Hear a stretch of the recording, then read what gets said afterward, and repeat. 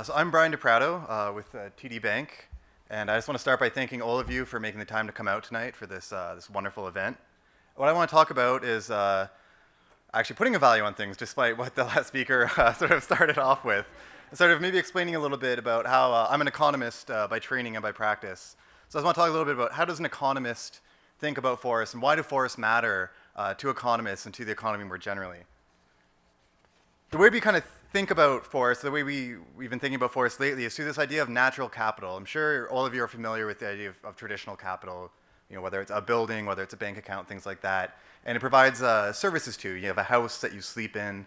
You have a bank account that provides interest, not very much nowadays, but nonetheless has a stream of benefits. And really if you take that sort of framework, that way of thinking, you think about the environmental world, and it has a lot of parallels. So just as a bank account provides value to you, natural capital is sort of this stock of resources that provides benefits to us, whether it's health benefits, whether it's spiritual benefits, whether it's pollution benefits, erosion benefits. It's really quite endless. There's a bit of a definition here. The one I really like, it's not even the TD definition actually, is the one from the Canada West Foundation. It's probably a little hard to read here, but they define it as the landscapes that shape regional identities, sustain its economic base, and enrich its quality of life. I think that's a really great way of thinking about these natural resources, these protected areas, and bring them into sort of that economic framework. Before I get into it, I just want to provide a little context. I've stolen these shamelessly from the NCC. These are a couple of the properties that the NCC and TD have worked together on protecting. This is one from Alberta in southwest Alberta. I'm not going to try to pronounce the name because I will butcher it. There's also, we have a significant property in Quebec, and we've also helped protect part of the Frog Bear Corridor in southern BC, which is a major corridor for wildlife. But to get back to it, I've talked about natural capital. So why is natural capital important? I think I touched on this a bit already, but it's really this sort of flow back and forth from society, from the economy, from our quality of life, and the impact we have on our natural resources around us, the forests that sustain us, and the benefits they provide in turn. So that can be things, we call them ecosystem goods and services. I spoke to that a bit. That can be water purification, that can be the air purification, that can be the health benefits. And one way of thinking about this, maybe it's a little bit of a crass analogy, but I am an economist, is to think about, when you're a teenager, or if you've got teenagers in your house. I know when I was a teenager, you would give me a little bit of money, and it would pretty much fly out of my wallet. Right? I didn't really think about the future. It was sort of, all right, let's go have fun. And now as an adult, obviously I have responsibilities, and you think about money, you try to save for the future, you try to make sure that you're going to be taken care of.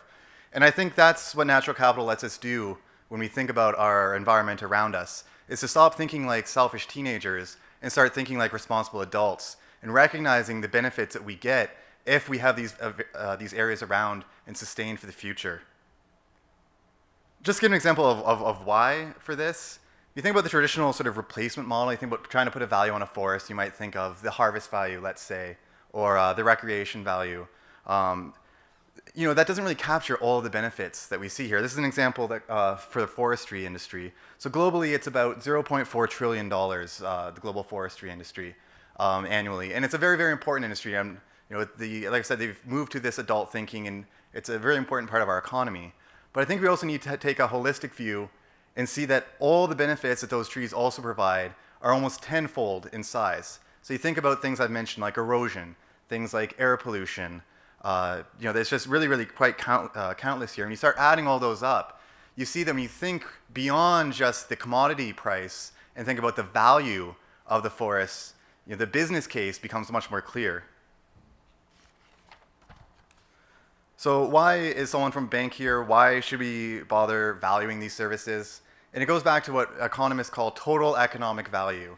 So it's this idea, again, that if you're not considering all the positive benefits and the negative benefits as well of a given space, you're not really making a correct decision. You're making that short-sighted, that teenager kind of decision potentially. And so when you take this together, it's what economists call externalities. And another example I like to think about here, it's Econ 101 when you think about these things. You think about a factory, let's say. It's producing some sort of output, and it's producing some pollution at the same time. The problem that we have had in the past is that pollution's not priced. So there's no need for that factory to think about oh, I'm having this negative impact on health, on the environment of this pollution because there's no cost to it. And the inverse of a factory really is a forest. Is that forest is taking the pollution, it's taking that and it's capturing it, and it's improving the quality of the air and improving the quality of life. So it's what's called a positive externality rather than a negative externality. And when you start thinking and valuing these externalities, you really do, it brings you to this natural capital situation. You really start thinking about, wow, we really do get so much more out of these areas than you get if you just think about that short-sighted harvest or recreation. Just the next slide will provide an example of how you think about this valuation. This shows, we have an upcoming white paper, TD and the NCC, that looks at some of those properties I showed those wonderful pictures of. And this shows some of the values. I want to make it clear here, there's a difference between a value and a price. These aren't necessarily a market kind of price, but it's a value you can associate with these benefits. So you think about things, and we talked about NOx and SOx and ozone.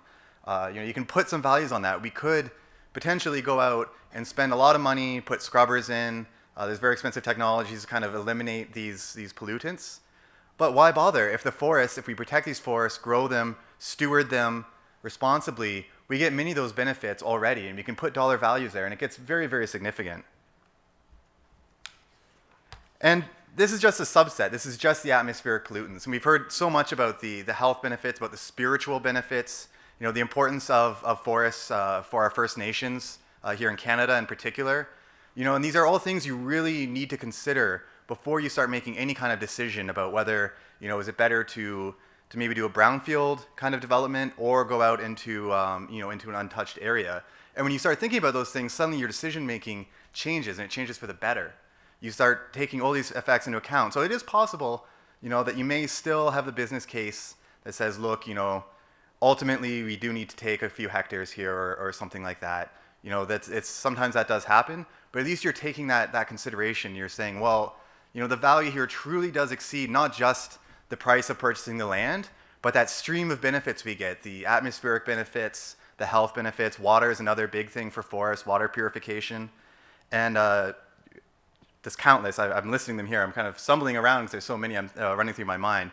Corridors, for instance, in protected lands is a very important benefit that goes beyond biodiversity, and the NCC is doing a lot of great work with.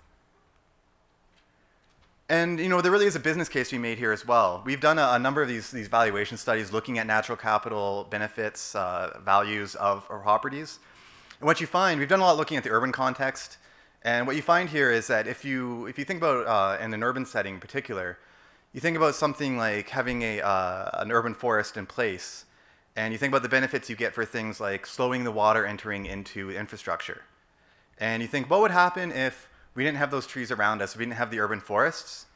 What would that cost us in terms of additional infrastructure, right? Because that water is going to go somewhere. You get flooding, other issues. And what you find is that you're much better off, multiples better off in terms of cost benefit, bang for buck, to actually have an urban forest and maintain that urban forest, and realize the benefits of that urban forest rather than trying to always do everything through another concrete project, another infrastructure project. So there really is a great business case here. I mean, if I really had to just have a bottom line, and I'll wrap up with this, is that when you start thinking about the total value of our natural resources, and you start thinking about natural capital and externalities, it just makes business sense and it makes better decisions. Thank you.